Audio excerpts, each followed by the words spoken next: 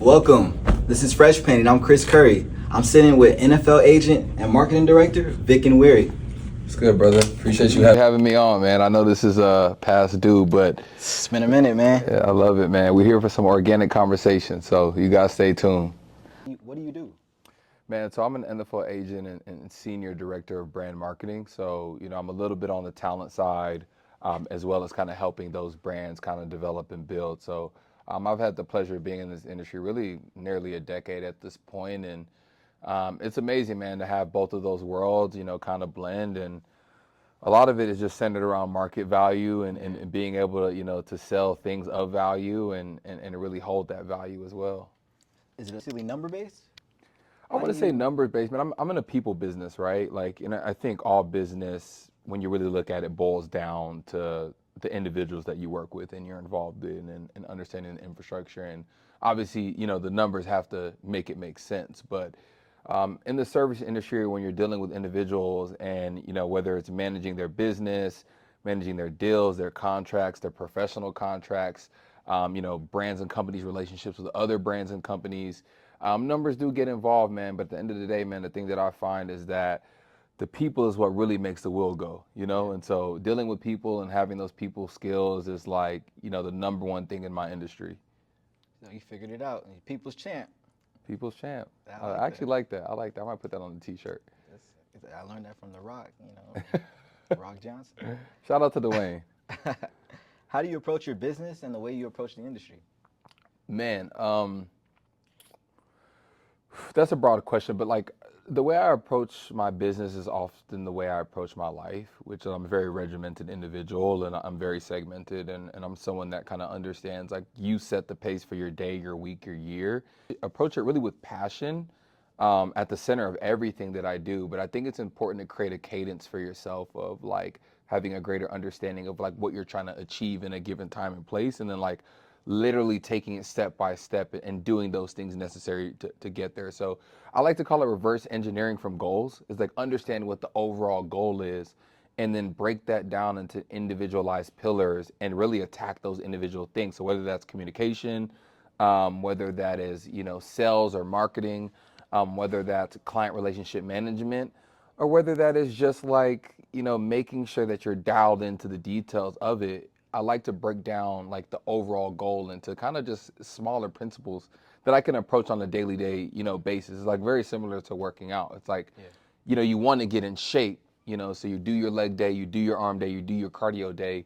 And that's the way I approach the business, man. I look at the small things and really attack those on a day-to-day basis and try to find success in those small things. And ultimately, I feel like that adds up to like what that overall goal is and achieving the success of that overall goal. Who do you speak up to? Who do you voice your opinion to? Who's your boss?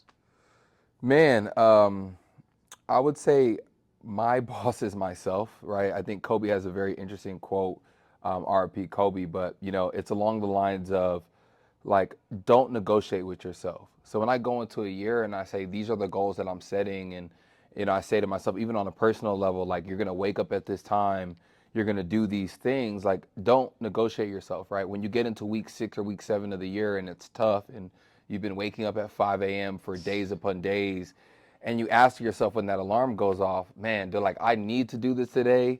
Do I need to show up to this today? It's like, don't negotiate yourself. And I think there's no greater boss than your own personal self and your own personal goals, at least for me, right? So regardless if I have business partners I'm reporting to or an actual literal boss within business, like I'm never looking to them to create structure within my life. Only I can achieve that, right? And you oftentimes walk into those relationships and have better success when you're able to have a grasp on what it is that you personally want to achieve, because whatever team or organization you're involved in, nobody's necessarily having to police you because I'm up before you want me to be up. I'm there before you need me to be there.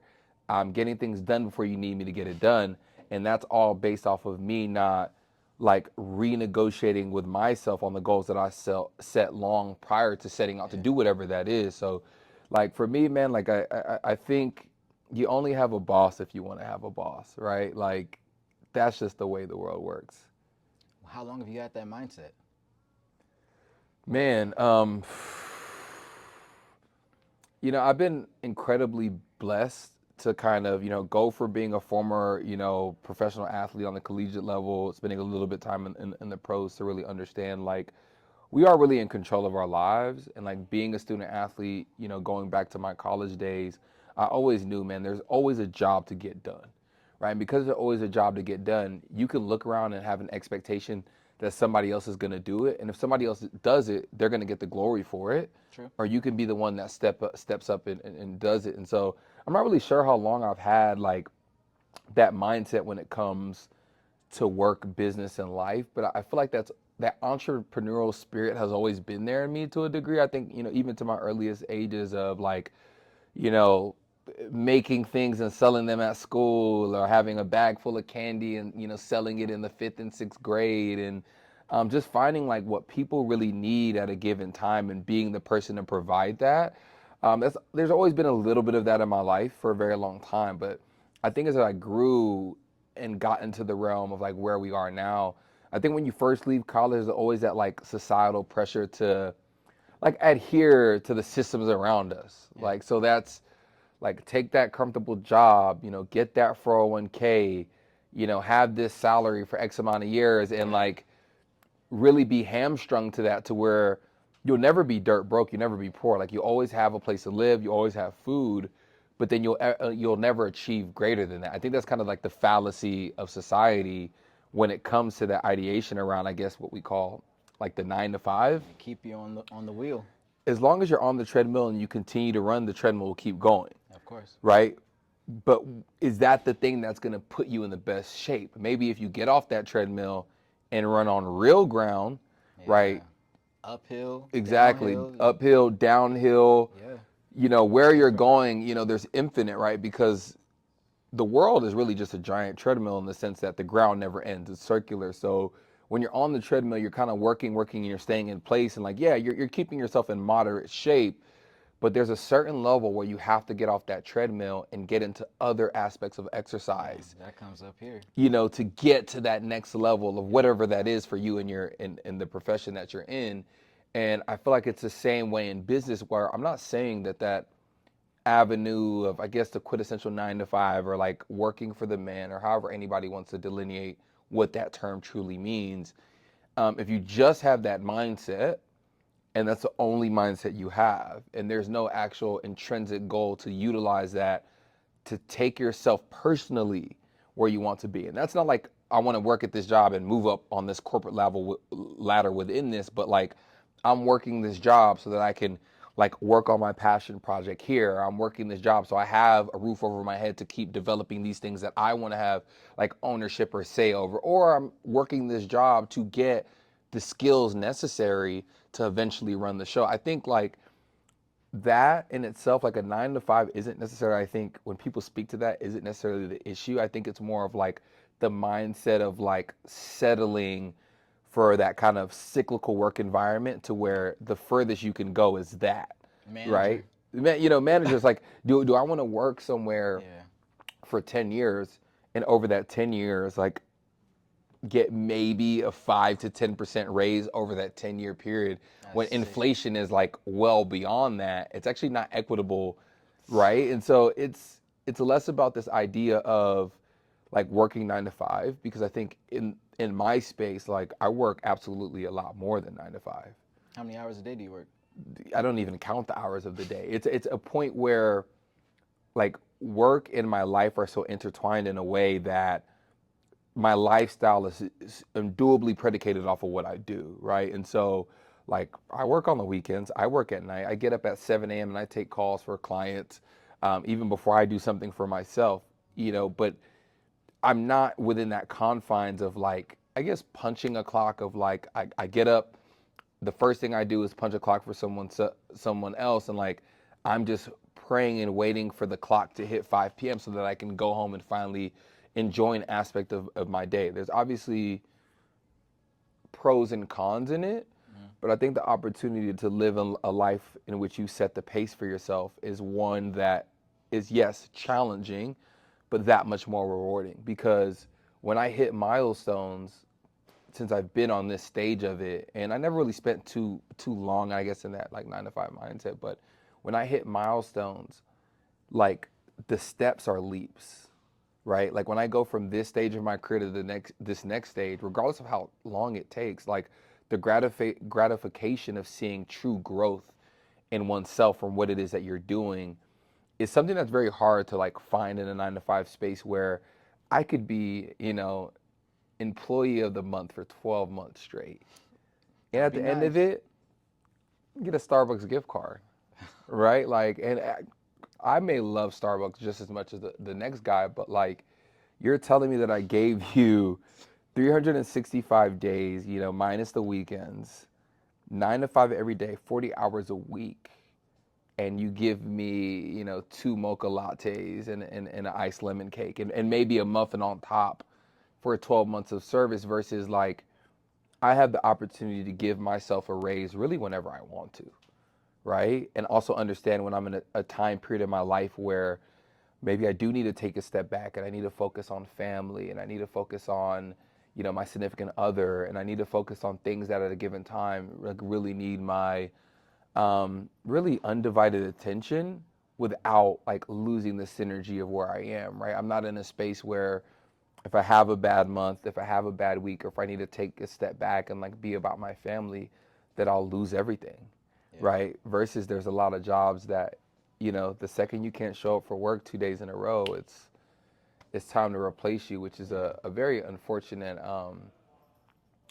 happening within our society, and particularly in capitalism, is the idea that everyone is replaceable. Like when we also understand that everyone is not replaceable. There are some individuals that provide such an unmeasurable and really eccentric value to whatever it is that an organization is doing that they aren't just very easily replaced, but a company will always try to die on that hill of you are replaceable because they're so married to the system. Yeah. They're so married to like the ideology of like this is the way corporate works or like It's this the is the hierarchy. way They the gotta. hierarchy Yeah. works, and they rather be married to that for eternity than disrupt what they have really coined as their own reality, right? Because also disrupting that in a way is admitting to themselves that this is not the only way to Yeah. do something, This wasn't it. Yeah. So it's interesting, but yeah, I mean that's it in a nutshell. Is I think it's to each their own, but I think it's important for you to identify and understand what is truly for you, right? Because entrepreneurship isn't for everyone. And well, when did it all click for you? Honestly, like probably right when I retired from playing football because Wait. Let's get a background. What team did you play for? You said you played for a professional football. yeah, so I originally, born and raised in Houston, Texas, man, the land of football. Spent the first 18 years of my life there, was a star running back in high school, and really had the opportunity to go to really any university across the country. And like, even for me at that, young age of, 16, 17, realized the importance of like having diversified skill. And so I inevitably chose to go to UC Berkeley, known as Cal. I was a running back up there. Spent my 4 years there, man, had some success, got to play with a lot of amazing players. Jared Goff being one, the likes of, Darius Powell, Maurice Harris, Trevor Davis, Daniel Lasco, some guys that went on to have very successful NFL Big names. careers. Big names. Patrick McCarry's of the world, the Chase Garbers of the world, Darius Allensworth, just so many guys that I got to share the field with, but we all had one thing in common, which is the understanding of like, we never wanted to be a slave to somebody forever. And like when you play football, there's aspects of it that really resemble the way in which like the corporate world works. Like you're on somebody else's time clock all the time. Like you're showing up when they want you to. You're working out when they want you to. You're obviously you have a love for this, so like you're still showing up with the like consistency of like, okay, of Oh yeah, course, you yeah, I always want to want do to. this, Yeah. but there's always something about somebody else setting a deadline for you that being in that space for 12 15 years, and that's how long I played football, going back to little league, I was always on somebody else's time. And as you get older and your mindset matures, right, from a mental standpoint, you start to realize like is this the way in which I want my life to be forever? Because not only doing that within school, right, which we all have to do, Got to. but then, 40 hours of school doing this, being on somebody else's time clock, then 40 hours as an athlete, like being undoably on somebody else's time clock, and really a lot of other people having, say and decisions over really your livelihood in your life, whether you're, at fault for certain things or not, that takes a toll on the mind. And so for me, it's like really at a very young age, maybe 19, 20, like in the middle of my college career, I realized, man, when I get done doing this, like I want to be able to set the tone and course for my life, right? And I think it really goes back to that. And anyone who's a former athlete, or anybody who's been in it, understand how difficult that transition is in and out, because it is a mindset shift. It's there's been studies, and it's actually very similar to the experience that people who leave the military have. They're so used to having such a regimented schedule that they get into the real world and it's almost too open for them. They don't know what to do. So that's where the feeling of anxiety, that's where the feeling of, diversified consciousness, where you don't really know where you're present within society, because you're so used to somebody telling you where you're supposed to be, and or telling you where your place is, in a given ecosystem. So some sort of direction, right? They're kind of placing you like, you're this, right? You play this position, you work out at this time. Even on game days, like you come out and you warm up at this time, and you need to do this at a particular time. And like they really shift really at the smallest amount of time. Like even for me, I went 4 years where every single one of my vacations were planned by somebody else. All of my time off was decided by this kind of arbitrary schedule, like that the football staff like put together. So it was kind of like, here's your 2 weeks for summer, here's your week for spring break. You don't get Thanksgiving. I didn't have Thanksgiving for like Thanksgiving. Yeah, between high school and college, just because of where the games are, I never really had a true Thanksgiving for about 8 years. So my first Thanksgiving with my family again, like from probably 14 years old, was really when I was like 24. It was like my first time ever like going back to Houston and being home with my family for Thanksgiving. And I think you don't realize when you get into a real world, like how confusing that can be as someone who's been rooted in a community, albeit an amazing community. And I obviously still work in that space in a completely different angle, but you don't realize how, I guess, crippling or detrimental to someone's personal development that can be. Because you have to think between those ages of, 16 and 22, for the common individual, that's when you really find yourself, right? That's when you find what I like doing with my free time. Yeah. You start to experience the real world as an adult. You start to have more choices, Circles right? you fall in. Yeah. Exactly. You start to like really create the niche of like, who am I? Right? And during some of those most pivotal years of that, like finding who I am, you have somebody constantly telling you who you are, right? And so then when you get on the other side and people are like, I'm sure everybody asks you why you quit football and all that. Yeah, and I don't even think quit is a term. I think the road of football just ends for everybody. But when you get at the other end, you start to have everybody say, you can be whatever you want to be. And you know how crazy that is to go from a space of like, you're this, right, and your focus is this, and everything against that is secondary. And you can also do these things and have these passions, but like that term, the main thing is the main thing, is very real. And then you get into real life and it's also like, what is the main thing? You know what I mean? Because the main thing was the main thing for so long. Yeah. But what is the main thing? And you find a lot of athletes, former athletes, asking them this self, no matter how successful they are, right? What is the main thing when they're done?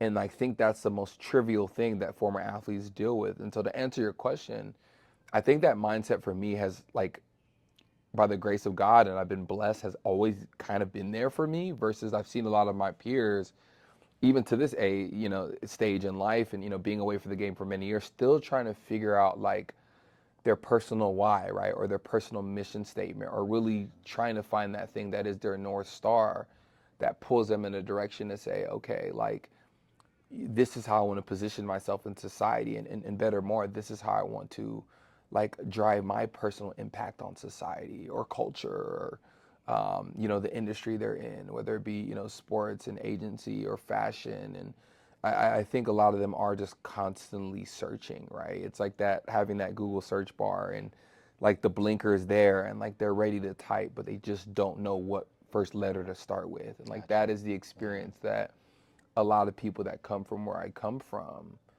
experience at whatever stage that they stop. And like you see it, like I always tell guys, especially my clients, like if Tom Brady at the pinnacle of his game, if LeBron James at the pinnacle of their game still struggle on when to walk away, why would you think that you would immediately have it figured out without having some type of preparation prior to your career ending? And these are guys that probably have every opportunity in the world. Like Tom is talking on TV right now. Yeah. LeBron, I could imagine, could probably do whatever he wants. He is doing whatever he wants. Exactly. But he's still going to, fortunate or unfortunate, however you think about like personal maturation of the human, he's still going to go through that, the ball stopping, like what now? Right. He's still going to go through that. He's preparing for it, I feel. He is, and I think he's preparing for it better than everyone, but unfortunately, he is still going to go through that moment of, okay, it's over. Now what? Like this thing has been his North Star since he was the tender age of like 14, playing in the ABC camps, going back to the Afro and the Carmelo games and, going back to all of that, right? It's been a 25, 30-year process for him. Yeah. So that's a lot of time, right? In the tender life that we all live, in the time that we have on this earth, to be undoubtedly dedicated to one thing and to have that one thing like be your infinity and then have that infinity like sort of end. Yeah, right in front of you.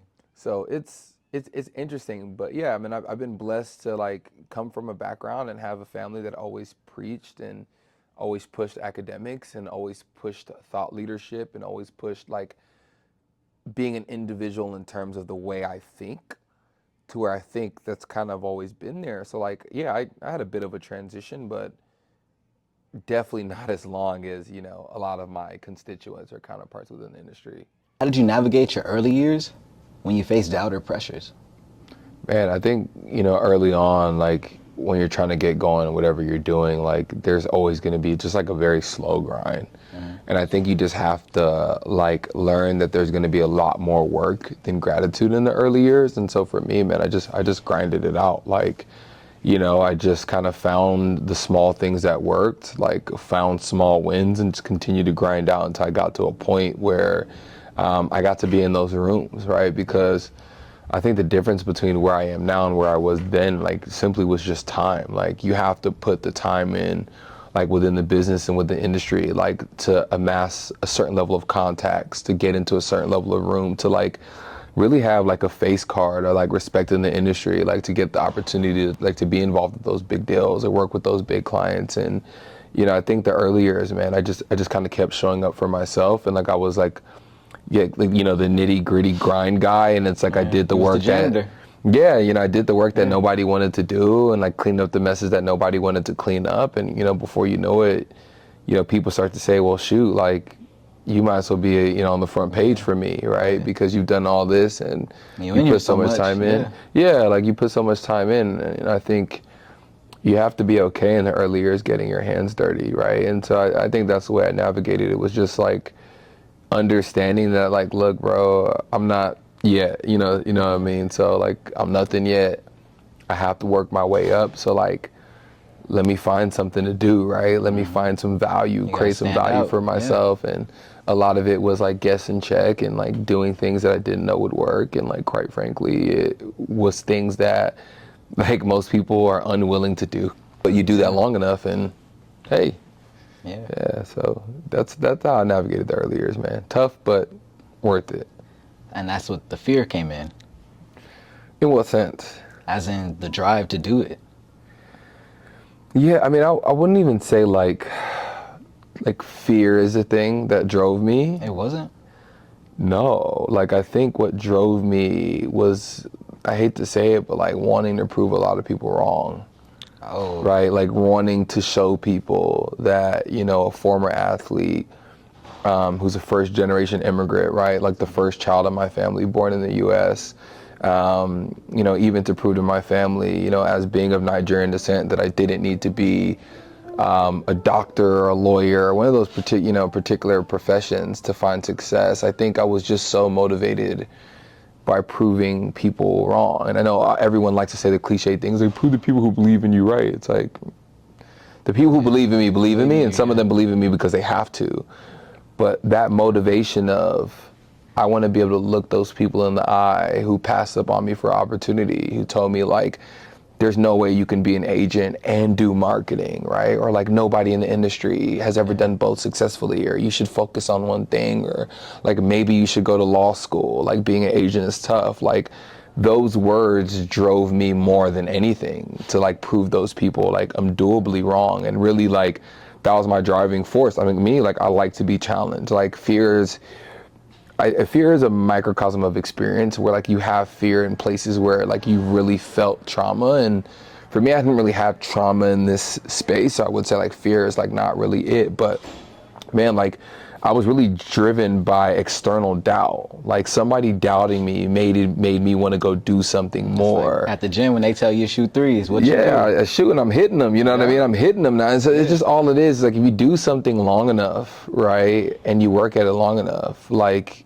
the circumstances will change. And so I think in our society, we constantly have like negative pressures from other people telling us like what we can't do, what we can't do, what we can't do. So much so that when somebody actually comes by and says like, you're really good at this, or you'd be really successful at this, we have like a... Were you ever scared of failing? Oh, every day. I mean, I probably spend more time thinking about failure than I do success. Yeah. Right? And it's not to say that, you know, failure is something that is a crutch. I also think, you know, failure is extremely necessary. You failed before.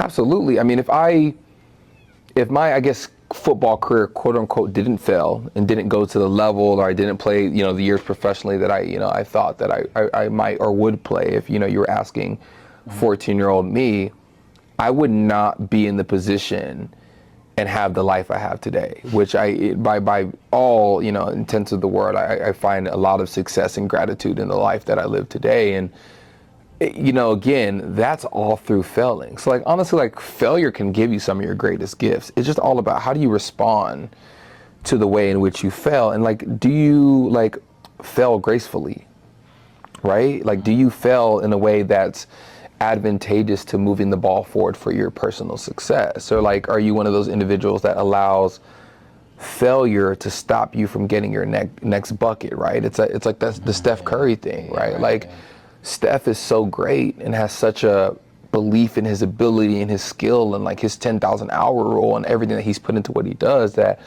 who would he be to allow one missed shot to deter him from shooting again, right? And like, that's the concept that you have to have in life and business, because, you know, everything goes right, like tomorrow is gonna come. True. So if you allow the failure of today not allow you to attack tomorrow, that's 2 losses out of 1, right? So now you've really exponentially multiplied your failure, versus when you could just go back to the drawing board and say, okay, cool, like, you know, that strategy didn't work, or, you know, that organization or team we went to and signed with didn't work, or, you know, that marketing deal we thought it was going to be great, but it didn't align, you know, from the brand perspective with the client and what he really wants, or, you know, even that, you know, personal relationship with that significant other didn't work. You're not able to find the great things if you're not willing to go through that curtain of failure. Like, there's always so many amazing things behind that initial like sheet of denial, or that initial no, or that initial like you didn't get it. Like, there's always something where I think if you look back at your life, you say, oh, like, thank God, like, this didn't work out. Or thank God that didn't happen, because the blessing that came following that was something that I didn't even dream of. It wasn't even something that I thought like was for me. And so I think failure is actually like truly necessary, right? Again, you're a guy that avidly works out. Like, you understand this. Like, we work out to failure for a reason. That's the only way that you can hit the weight the next time. Arms? No. You feel me? So like it's a lot, but at the same time, bro, like life in itself has a lot of like repetition in terms of the way things play out. So I like I said in the beginning, like, bro, I like to look at these bigger things and I like to break them down into small, minute like instances or happenings or like, you know, things I can hold myself accountable to and say like what happens in the small happens in the big. So it's like if I want to be fit and I'm in that gym, it's like, and I'm working out to failure, and yeah, I may not have hit 225 21 times this time today, but I hit it 19, right? Combine. And the next time I come in, I hit it 20. Then eventually I hit it 20, 21, and then before you know it, I'm hitting it 24, 25 times when I had only dreamed of like getting to 20 or 21, right? That's the same in life. You feel me? It's a failure aspect of it. Yeah. So, no, like failure is something that's constantly on your mind if you care, right? If you just care about whatever it is you're doing, if you care about the people you work with, if you care about your business, if you care about succeeding, failure will always be something that is present in that maturation process. But is it something that is crippling? I think for me personally, no. Like, what goes into overcoming it? A lot, man. I think what goes into overcoming it in the most simple way is like, can you just get up more times than you get down? That's it. Yeah. Like, it's very simple. It's like you have an avid choice to just get up again. The only time you ever truly lose is when you give up, right? Because that's allowing the failure to win.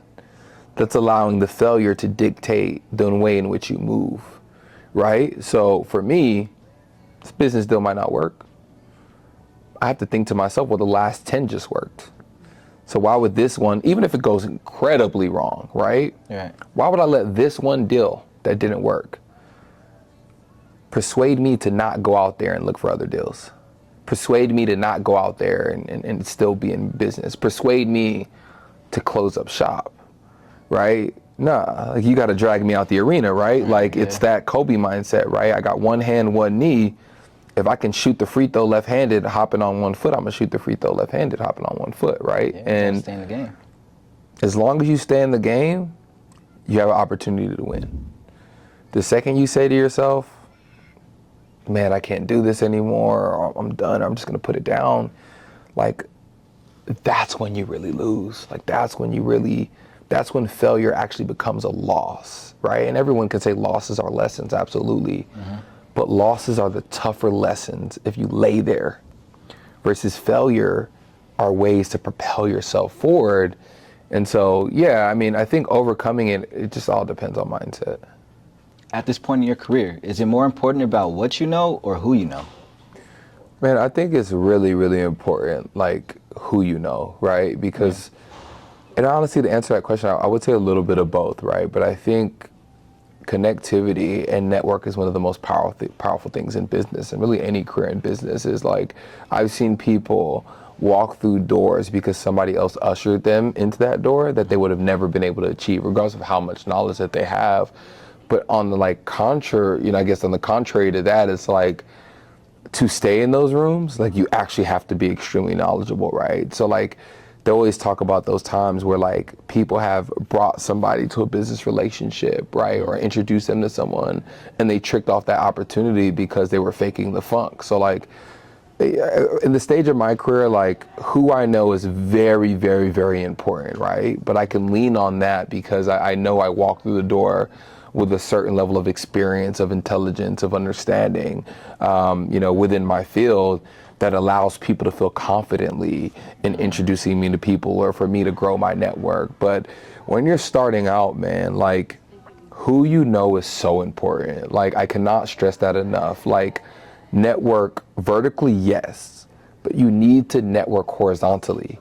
You don't know if that guy that you're sitting with, like in your math class in sophomore year of college, is going to be the next CEO of Uber. True. Right? You don't know if that girl that's in your dorm that like you say what's up every time she leaves is going to be the next CEO of Spanx. True. Right? So it's so important to not only understand the ecosystem around you and network with the individuals that are your peers. But then, yeah, like find good mentors in whatever it is that you do. Like I've never had a mentor be bad for my career. What do you consider the pros and the cons of a 9 to 5?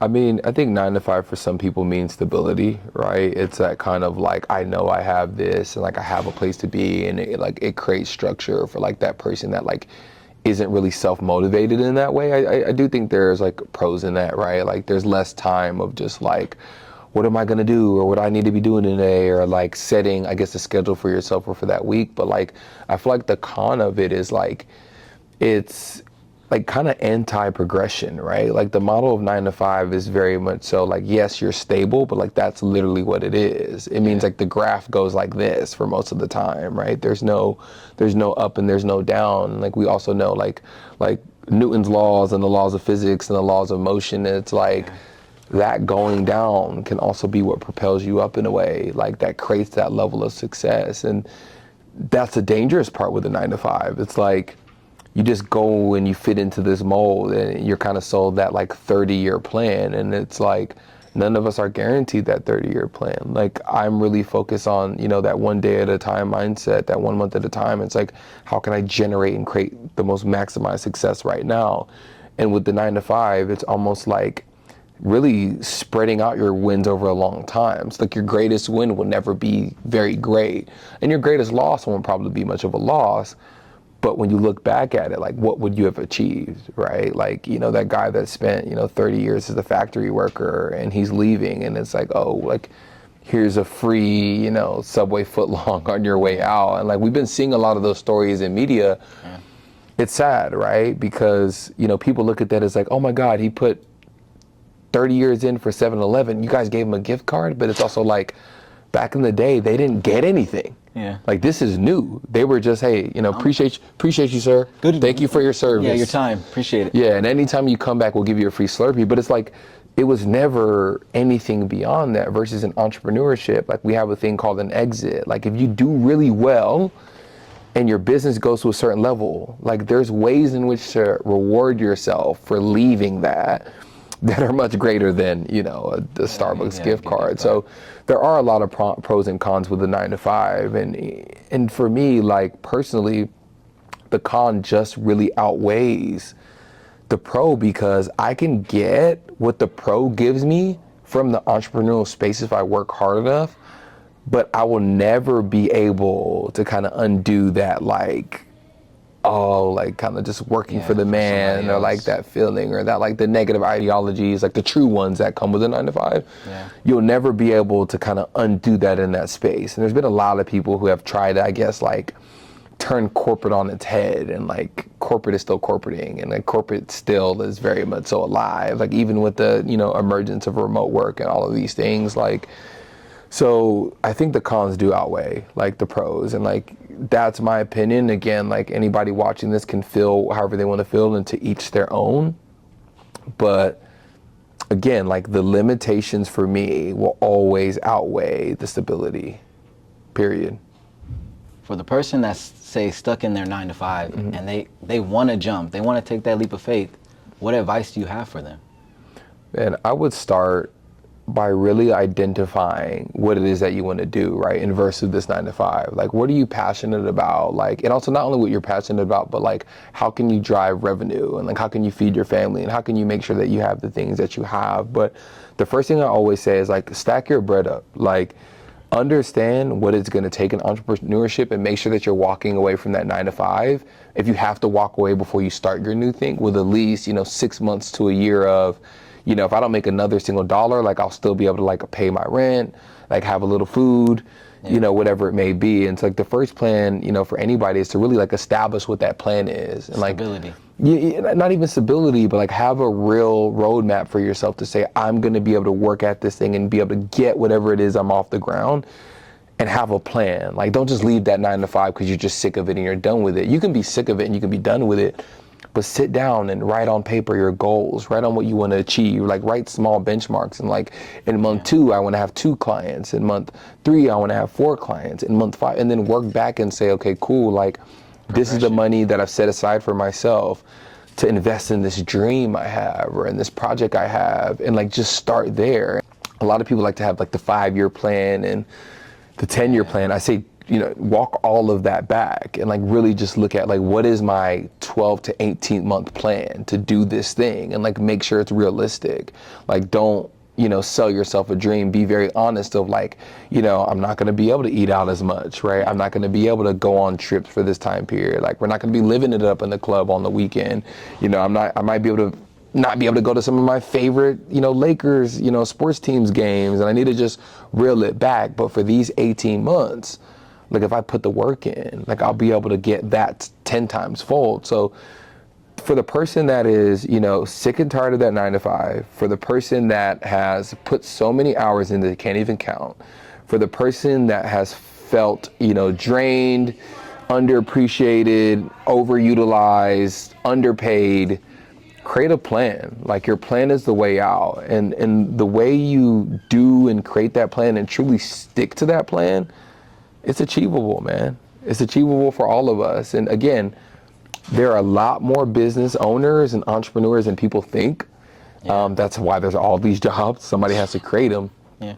But just create a realistic plan. And if you do that, like, entrepreneurship will work. And like, just don't quit. You know, that's what it is. But getting started, like, just create a plan, man. Put pen to paper. Like, there's nothing that's ever gone wrong by putting pen to paper. Well, that's Fresh Paint. Thank you, Vic. Appreciate Get you a fresh coat of paint. I love it, brother. Thank you for having me. It's a blessing. Always, always, always.